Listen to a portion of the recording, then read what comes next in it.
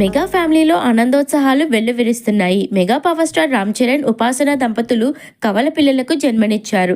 జనవరి 31 శుక్రవారం రాత్రి హైదరాబాద్లోని అపోలో ఆసుపత్రిలో ఉపాసన ఒక మగబిడ్డకు, ఒక ఆడబిడ్డకు జన్మనిచ్చారు. ఈ శుభవార్తను మెగాస్టార్ చిరంజీవి స్వయంగా సోషల్ మీడియా ద్వారా అభిమానులతో పంచుకున్నారు.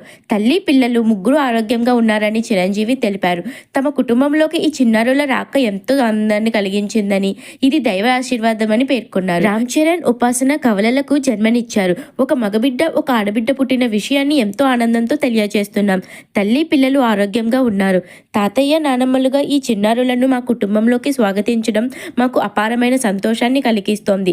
అందరి ప్రార్థనలు, ప్రేమ, ఆశీర్వాదాలకు హృదయపూర్వక కృతజ్ఞతలు అంటూ చిరంజీవి, సురేఖ పేర్లతో పోస్ట్ చేశారు. ఇప్పటికీ రామ్ చరణ్, ఉపాసన దంపతులకు క్లీంకారా అనే కుమార్తె ఉన్న విషయం తెలిసిందే.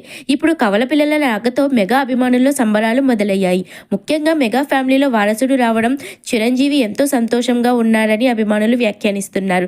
గతంలో ఓ సినిమా ఈవెంట్లో ఇంట్లో అంతా ఆడపిల్లలే ఉన్నారని, నేను లేడీస్ హాస్టల్ వార్డెన్లా ఉన్నాను అంటూ సరదాగా వ్యాఖ్యానించిన చిరంజీవి మాటలు ఇప్పుడు నిజమయ్యాయంటూ సోషల్ మీడియాలో ఫ్యాన్స్ చర్చించుకుంటున్నారు.